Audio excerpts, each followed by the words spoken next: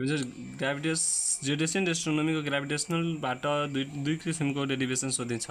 एक किसिमको हामीलाई 2080 को माघ फाल्गुनमा सोधिसकेको छ र अर्को एउटा अझै छ। पहिला हामी 2080 मा सोधिएको डेरिभेसन सल्भ गर्छौँ। क्वेसन चाहिँ हाम्रो 2080 मा सोधिएको छ, drive the formula G equal to capital G capital M by are square where the symbols have their usual meaning.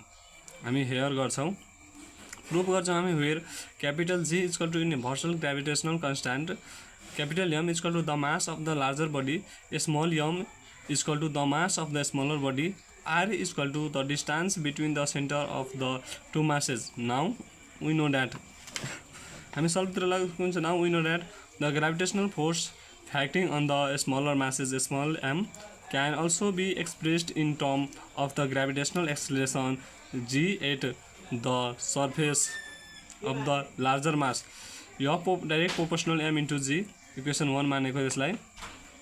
Eigen हामी अर्को गर्छौँ, यहाँ दिएको छ the gravitational force f between two masses capital m and small m separated by a distance r is given by f directly proportional capital m into m by f के भन्छ inversely proportional r square दिएको छ यहाँ f proportional capital m into m by r square small m by r square equation 2 यसलाई मानेको। Now from equation 1 and 2 equation 2 we get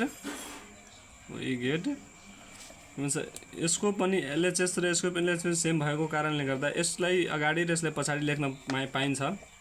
त्यसपछि यो अगाडि एमजी इन्भर्स के भन्छ MG proportional capital m into small m by are square भन्छ। यो यसलाई यो प्रोपोर्सनलमा भएको कारण काट्दा यसलाई इक्वल टूमा लागेको small m into g equal to यो g यसको यसलाई according to Newton's law of universal gravitation भन्छ। युनिभर्सल ग्राभिटेसन जी छ, यो कन्स्ट्यान्ट भ्यालु हुन्छ। यसको भ्यालु छ 6.67 न्युटनको power -11 newton metre square per KG square. अनि यो जी राख्दाखेरि यहाँ हाम्रो m g small m into g equal to capital G capital m into m small m by are square. यो स्मल m र यो स्मल m काटिन्छ, यो कटेपछि हाम्रो भयो g इक्वल टू के भन्छ capital G by capital G into capital m by are square proved. यो हाम्रो प्रुफ भइसक्यो। अब अर्को खालको हामी अब डेरिभेसन यसको हेर्छौँ ग्राभिटेसनल फोर्सको।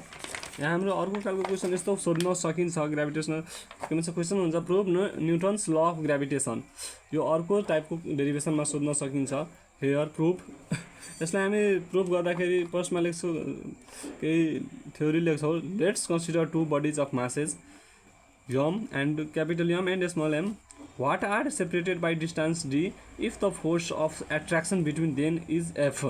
भन्नाले दुईटा बडिज बीच अट्र्याक्सन फोर्स हुन्छ नि, त्यसको दिएको छ भनेको छ यहाँ। एउटा यो क्यापिटल m भयो, यो ठुलो मासेस भयो, यो के भन्छ स्मल m यो सानो मासेस भयो। दुईटा पिण्ड बीच छ, दुईटा मास बीचमा d डिस्टेन्स छ अनि ab मानेको छ अनि क्यापिटल m र स्मल m दिएको छ। Then according to Newton's law of gravitation अब हामी ग्राभिटेसन ल अनुसार सल्भ गर्छौँ। यहाँ भनेको छ the gravitation force between two bodies is directly proportional to the product of their masses. भन्नाले यो दुईटा मासेज चाहिँ किन फोर्स डाइरेक्टली प्रोपोर्सनल दिएको छ, यो फोर्सलाई डाइरेक्टली प्रोपोर्सनल दिएको छ या directly proportional capital m into small m equation 1 मान्छौँ यसलाई।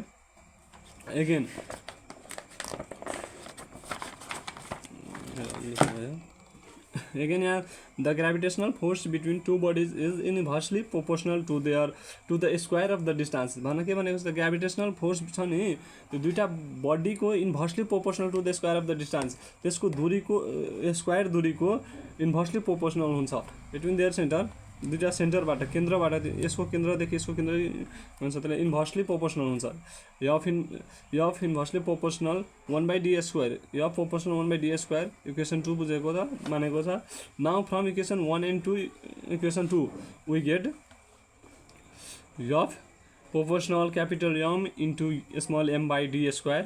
एफ इक्वल टू यो जीलाई हामी according to Newton's law of universal gravitation भन्छ। यो अघिको भिडियोमा पनि भनेको अगाडिको भिडियोमा यसको भ्यालु जी इक्वल टू 6.67 न्युटनको power -11 newton metre square per KG square हुन्छ। यो पनि भनेकै हो, यो युनिभर्सल कन्स्ट्यान्ट भ्यालु हो, यो कन्स्ट्यान्ट भ्यालु हुन्छ।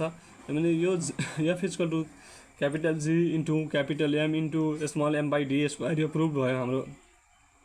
यस्तै खालको के भन्छ डेरिभेसन ग्राभिटेसनबाट सोध्न सकिन्छ। आजसम्म सोधेको थिएन, तर 2080 माघ फागुनमा इक्जाम हुँदाखेरि नै यो ब्याचमा यो अघिल्लो ब्याचमा अनि त्यसमा सोधेको थियो।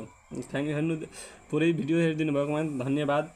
कस्तो लाग्यो भिडियो कमेन्ट गरेर अवश्य गर्नुहोला अघिल्लो भिडियोको लागि।